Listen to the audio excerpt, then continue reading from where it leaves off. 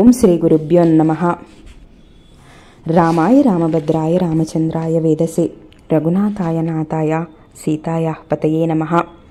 రామాయణంలోని బాలకాండలోని 40వ సర్గ గురించి తెలుసుకుందాం. అదే కపిలుడు క్రోధాగ్నితో సగర కుమారుల్ని భస్మం చేయడం. ఇక అన్ని ప్రాణాలను హింసిస్తున్న సగరపుత్రుల బలానికి కలత చెందిన దేవతలు భయభ్రాంతులైపోతారు. ఇక వారి మొరను ఆలకించిన సృష్టికర్త అయిన బ్రహ్మదేవుడు వారితో ఇలా అంటూ ఉన్నాడు. ఈ భూమండలమంతా సర్వశక్తిమంతుడైన ఆ మహావిష్ణుదేవుడిదే. ఆయన కపిల మహర్షిగా అవతరించి నిరంతరము ఈ భూభారాన్ని మోస్తూ ఉన్నాడు. ఆయన కోపాగ్నికి ఈ సగర కుమారులంతా భస్మమైపోతారు. ఈ తర్వాత ఈ భూమండలం ఈ విధంగా తవ్వబడుతూ అల్పాయుష్కులైన సగరపుత్రులు నశిస్తారని ఏనాడో నిర్ణయం జరిగిపోయింది.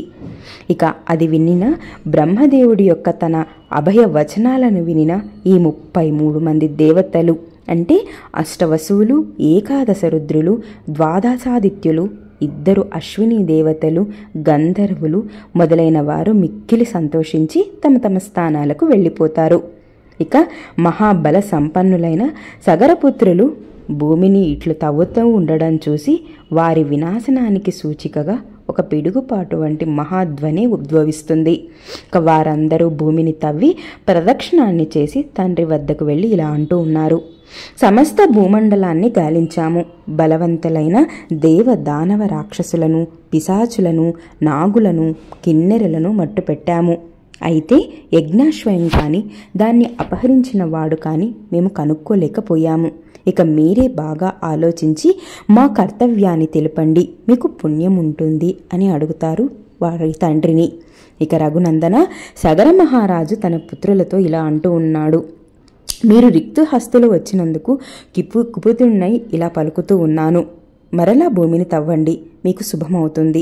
ఈ భూమండలాన్నంతా భేదించి అశ్వాన్ని, దాన్ని అపహరించిన వాణ్ణి పట్టుకొని కృతార్థులై తిరిగి రండి అంటాడు. ఇక మహాత్ముడైన సగరుడి మాటలు విని అతని 60,000 మంది పుత్రులు పాతాళలోకంలోకి పరుగులు తీస్తారు. అలా తవ్వుతూ వాళ్ళు భూతలాన్ని మోయిస్తున్న పర్వత ప్రమాణాలలో ఉన్న విరూపాక్షము అనే పేరు గల దిగ్గజాన్ని చూస్తారు.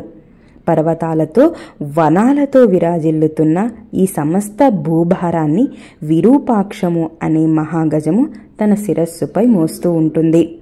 పర్వకాలమందు అప్పుడప్పుడు ఆ మహాగజము అలసట తీర్చుకోవడానికి తలను కదిలిస్తూ భూమిని కంపించింది. ఆ మహాదిగ్గజాన్ని ప్రదక్షిణం చేసి పూజిస్తారు. తర్వాత వారు భూమిని ఛేదించుకొని రసాతలానికి బయలుదేరుతారు. పూర్వ దిశను తవ్విన తర్వాత దక్షిణ దిశను భేదిస్తారు. దక్షిణ దిశలో వారు ఒక మహాగజాన్ని దర్శిస్తారు.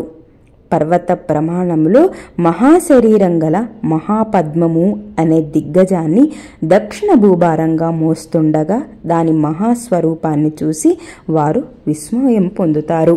ఇక ఆ మహాగజానికి ప్రదక్షిణం చేసి మహాత్ముడైన సగరుడి యొక్క 60,000 మంది పుత్రులు పశ్చిమ దిశాన్ని భేదిస్తారు.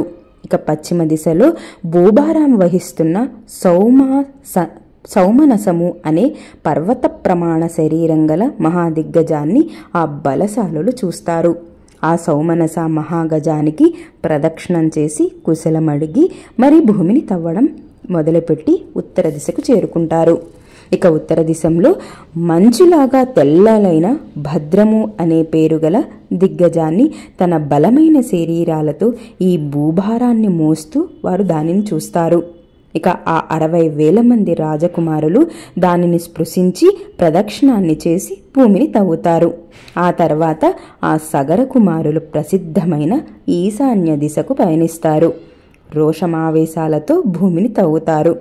ఇక వేగ గమనములు మహాబలశాలులు, మహాకాయలు అయిన ఆ రాకుమారులు సనాతనుణ్ణి, మహావిష్ణువు యొక్క అవతారము అయిన కపిల మహర్షిని చూస్తారు. మహాత్ముడైన కపిలుడు సమీపిస్తూ ఉండగా గుర్రాన్ని చూసి ఆ రాకుమారులంతా ఎంతో సంతోషించి ఆ కపిలుడే యజ్ఞాశ్వయాన్ని అపహరించి ఉంటాడని భావిస్తారు. క్రోధంతో గుడ్లు ఉరుముతూ గడ్డపారలను, నాగళ్లను, వివిధ వృక్షాలను, శిలలను పట్టుకొని ఆగండి ఆగండి అని పలుకుతూ క్రోధావేశాలతో ఆ కపిలుడి మీదికి పరుగులు తీస్తారు. ఓ దుర్మార్గుడా, ఇది మా యజ్ఞాశ్వయము. దీనిని నీవే అపహరించి తెచ్చావు. ఇక్కడికి వచ్చిన మేమందరము సగరపుత్రులము అని తెలుసుకో అని పలుకుతారు.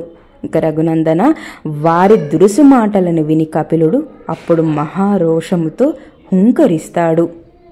ఆ మిక్కిలి మహిమాన్వితుడైన ఆ కపిలుడి యొక్క హూంకారానికి సగర కుమారులు అందరూ భస్మమైపోతారు.